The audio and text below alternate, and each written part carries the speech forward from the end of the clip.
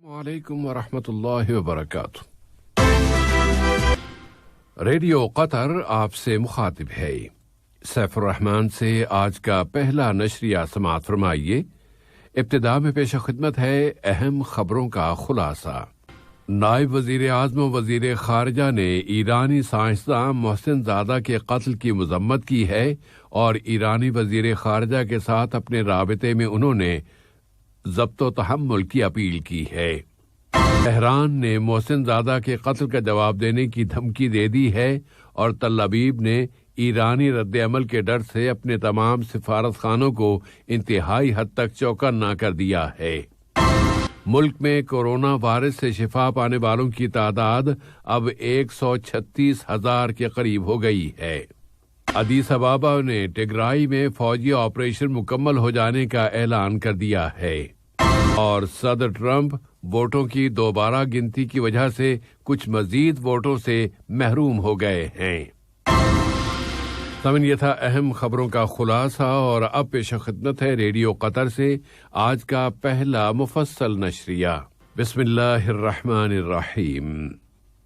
नशरे की इब्तिदा इलाके में इस्तेहकाम की जमानत की अपील करने वाले कतरी मुस्तकिल मौक़िफ़ों से मुताल्लिक़ इस खबर से करते हैं जिसमें यहाँ के नायब वज़ीर आज़म और वज़ीर ख़ारजा शेख मोहम्मद बिन अब्दुर्रहमान आल सानी ने इस्लामी जमहूरिया ईरान के वज़ीर उमूर ख़ारजा डॉक्टर मोहम्मद जवाद ज़रीफ़ के साथ टेलीफोन पर राबता कायम किया है।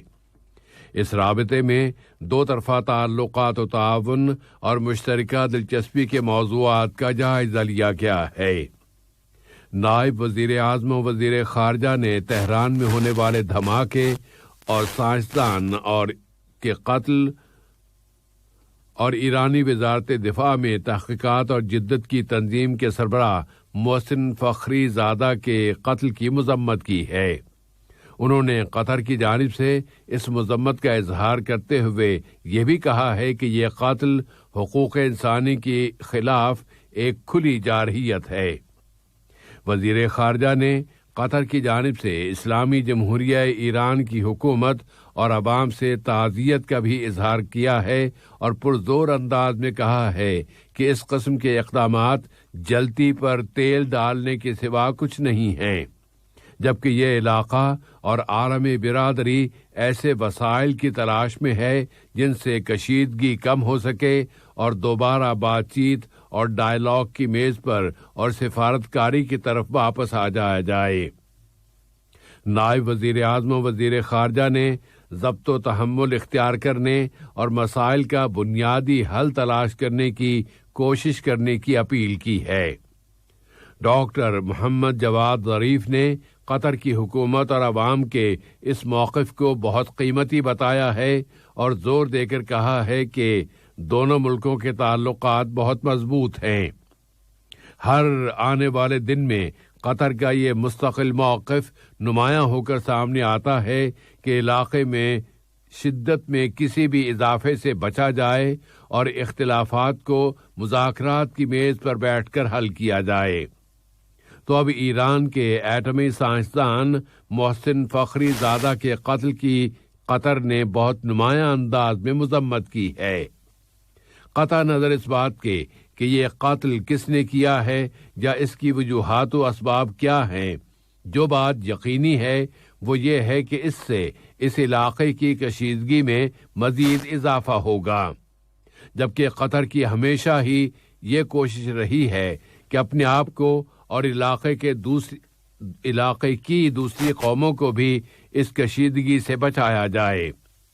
तो मोहसिन ज़ादा का कत्ल मावराए कानून कत्ल है और ये इंसानी हुकूक और ईरान की खुद मुख्तारी व बालादस्ती की खुली खिलाफ वर्जी है। इसलिए कतर ने इस कत्ल की वाज़ेह और दो टोक अंदाज में मज़म्मत की है और इसके साथ ही ईरान से भी अपील की है कि वो ज़ब्तो तहम्मुल से काम ले कि ये इलाका अब मज़ीद कशीदगियों और अनारकी का मुतहम्मिल नहीं हो सकता। ईरान के एटमी साइंसदान मोहसिन फ़खरी ज़ादा के कत्ल को मुस्तरद कर देने के कतरी मौक़िफ़ से अब इस कार्रवाई के असरात की तरफ आते हैं اور شدت میں ممکنہ اضافے کی فضا میں رد عمل کا سلسلہ جاری ہے۔ یورپی یونین نے اس قتل کی مذمت کرتے ہوئے کہا ہے کہ اس سے اس علاقے کی کشیدگی میں مزید اضافہ ہو جائے گا۔ اس نے ایران سے اپیل کی ہے کہ وہ ضبط و تحمل سے کام لے اور کسی بھی مبالغہ آمیز رد عمل سے اجتناب برتے۔ برلن میں جرمن وزارت خارجہ نے کہا ہے کہ محسن زادہ کا قتل انسانی اصولوں کے ساتھ ٹکراتا ہے اور اس قتل کے اس علاقے کی بے چینیوں میں مزید اضافہ ہوگا۔ یورپی یونین کی اس اپیل سے چند گھنٹے پہلے ایران کے صدر حسن روحانی کا یہ بیان منظر عام پر آ چکا ہے کہ محسن زادہ کے قتل کا جواب دیا جائے گا۔ انہوں نے زور دے کر کہا ہے کہ اس قتل سے ان کے ملک کی وہ ترقی واپس نہیں ہو جائے گی جو وہ اپنے ایٹمی پروگرام کے شعبے میں حاصل کر چکا ہے۔ تہران نے اس قتل کی ذمہ داری تل ابیب پر عائد کی ہے، تو اسرائیل نے اس واقعے پر کوئی تبصرہ کرنے سے انکار کر دیا ہے۔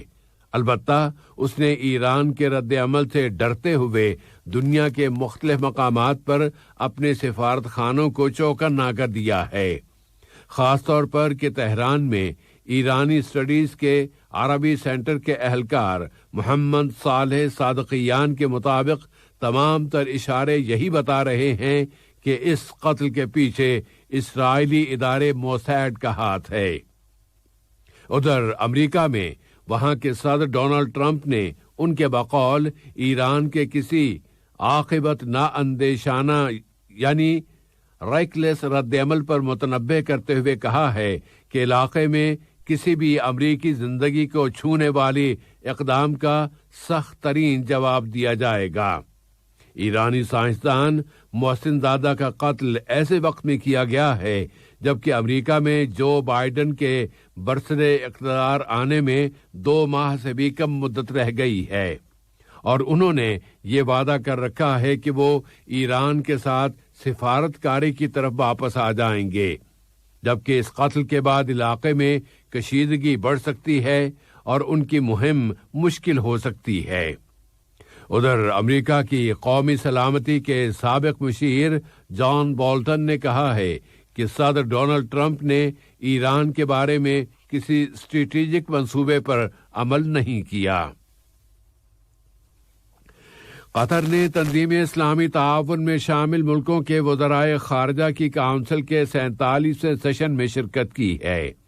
یہ اجلاس جمہوریہ نائجر کے دارالحکومت نیامی میں ہوا ہے، اور وزارت خارجہ میں بین الاقوامی تنظیموں کے ادارے کے ڈائریکٹر جناب یوسف سلطان لرم نے اس اجلاس میں قطری وفد کی قیادت کی ہے۔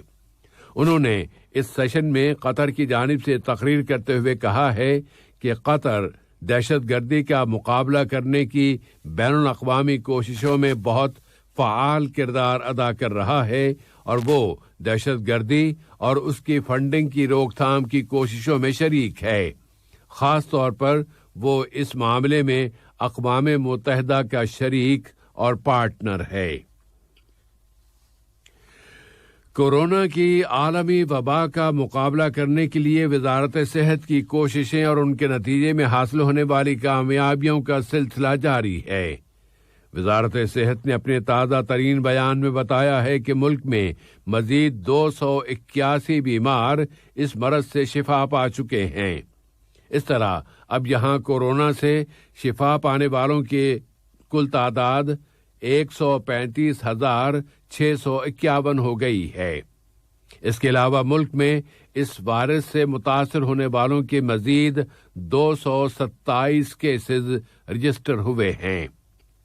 حقائق اور اعداد و شمار بتا رہے ہیں کہ قطر سرکاری اور عوامی کوششوں کے نتیجے میں یہ کامیابیاں حاصل کر رہا ہے، اور اس سلسلے میں سب کو مسلسل تعاون کرنا ہوگا، خاص طور پر احتیاطی اقدامات کی مکمل پابندی کرنا ہوگی۔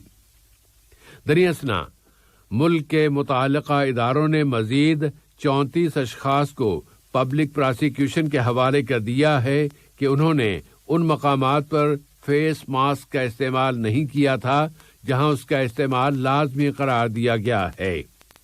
اس کے علاوہ 15 اشخاص کو گاڑیوں میں مقررہ تعداد کی خلاف ورزی پر بھی پروسیکیوشن کے حوالے کر دیا گیا ہے۔ سوڈان کی ہلال احمر سوسائٹی نے قطری ہلال احمر کا شکریہ ادا کیا ہے کہ وہ کورونا وائرس کی روک تھام میں الخرطوم کی کوششوں کی مدد کر رہی ہے۔ قطری ہلال احمر سوسائٹی نے الخرطوم میں ایک ورکشاپ کا اہتمام کیا ہے جس میں قطری ہلال احمر کے سیکریٹری جنرل سفیر علی بن حسن الحمادی بھی شریک ہوئے ہیں۔ دنیا بھر میں اپنے بھائیوں کے لیے قطری امداد کا سلسلہ جاری ہے۔ قطر الخیریہ نے سوڈان کی سرزمین میں داخل ہونے والے ایتھیوپیا کے پناہ گزینوں کی مدد کے لیے وہاں پناہ گاہیں قائم کی ہیں۔ یہ پناہ گزین ایتھیوپیا کی ریاست ٹیگرائی کے بحران کی وجہ سے سوڈان پہنچے ہیں۔ قطر الخیریہ کی میدانی ٹیموں نے وہاں پہنچنے والے ہزاروں پناہ گزینوں کو پناہ گاہوں پر مشتمل مدد فراہم کی ہے، اور اس کے لیے اس نے سوڈان کے مشرقی علاقے الگلابات میں راکوبا نامی کیمپ قائم کیا ہے کہ ان پناہ گزینوں کو انتہائی مشکل حالات کا سامنا ہے۔ قطر نے ایک مرتبہ پھر اپنے اس مستقل موقف کو دہرایا ہے کہ وہ تشدد اور دہشت گردی کو مسترد کرتا ہے، خواہ اس کی وجوہات و اسباب کچھ بھی کیوں نہ ہوں۔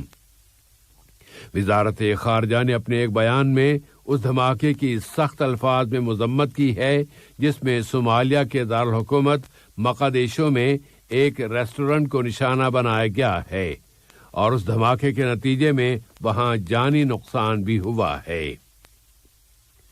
ایتھیوپیا کے وزیر اعظم آبی احمد نے اعلان کر دیا ہے کہ وہاں کی سرکاری فوجیں ریاست ٹیگرائی کے دارالحکومت مقلہ میں داخل ہو گئی ہیں، اور وہاں کے سرکاری ٹیلی ویژن کے مطابق فوج وہاں کی ریاستی باغیوں کے کمانڈروں کے خلاف ایک حملہ کر رہی تھی، اور وزیر اعظم نے اب اعلان کر دیا ہے کہ اس ریاست میں فوجی آپریشن کے مقاصد پورے ہو چکے ہیں اور اب وہاں لڑائی بند ہو گئی ہے۔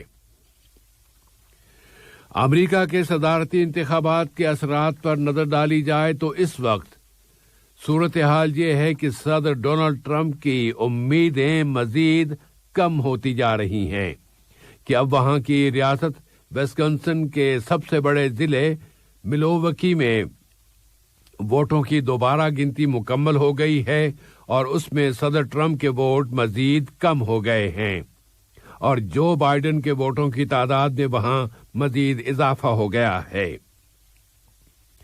پھر فیڈرل اپیل کورٹ نے ٹرمپ کیمپین کے یہ درخواست مسترد کر دی ہے کہ فیصلہ کن ریاست پینسلوینیا میں جو بائیڈن کی کامیابی کے اعلان کو روک دیا جائے۔ اس طرح امریکی صدر کو وہاں کے صدارتی انتخابات کا پانسا پلٹ دینے کی کوششوں میں مسلسل ناکامیوں کا سامنا کرنا پڑ رہا ہے۔ بھارت کے زیر انتظام کشمیر میں آج سیکیورٹی فورسز کی بہت بھاری تعداد کی موجودگی میں ووٹ ڈالے جا رہے ہیں۔ گزشتہ سال بھارت کی حکومت نے اس ریاست کی نیم خود مختاری کی حیثیت کو ختم کر دیا تھا، اور اس کے بعد آج وہاں پہلے الیکشن ہو رہے ہیں، اور علیحدگی پسندوں کے کسی حملے کے پیش نظر پولیس اور پیراملٹری فورسز کے دسیوں سپاہی ہر ایک پولنگ اسٹیشن کا محاصرہ کر رکھا کیے ہوئے ہیں، اور وہ اسٹین گنوں اور دوسرے ہتھیاروں سے لیس بھی ہیں، اور فوج وہاں کی سڑکوں پر گشت کر رہی ہے۔ اور فرانس کے دارالحکومت پیرس میں سیکیورٹی فورسز اور ہزاروں مظاہرین کے درمیان زبردست جھڑپیں ہوئی ہیں۔ یہ مظاہرین سیکیورٹی کے اس جامع قانون کو ریفیوز کر رہے ہیں جسے صدر ایمینوئل ماکرون کی حکومت منظور کرانے کی کوشش کر رہی ہے۔ آج کا یہ نشریہ ختم ہونے سے قبل اہم خبروں کا خلاصہ ایک مرتبہ پھر سماعت فرما لیجیے۔ نائب وزیر اعظم و وزیر خارجہ نے ایرانی سائنسدان محسن زادہ کے قتل کی مذمت کی ہے، اور ایرانی وزیر خارجہ کے ساتھ اپنے رابطے میں انہوں نے ضبط و تحمل کی اپیل کی ہے۔ تہران نے محسن زادہ کے قتل کا جواب دینے کی دھمکی دے دی ہے اور تل ابیب نے ایرانی رد عمل کے ڈر سے اپنے تمام سفارت خانوں کو انتہائی حد تک چوکنا کر دیا ہے۔ ملک میں کورونا وائرس سے شفا پانے والوں کی تعداد اب 136,000 کے قریب ہو گئی ہے۔ ادیس ابابا نے ٹگرائی میں فوجی آپریشن مکمل ہو جانے کا اعلان کر دیا ہے، اور صدر ٹرمپ ووٹوں کی دوبارہ گنتی کی وجہ سے کچھ مزید ووٹوں سے محروم ہو گئے ہیں۔ ریڈیو قطر سے آج کا پہلا نشریہ اپنے اختتام کو پہنچا۔ اگلا نشریہ رات 7:30 بجے پیش کیا جائے گا۔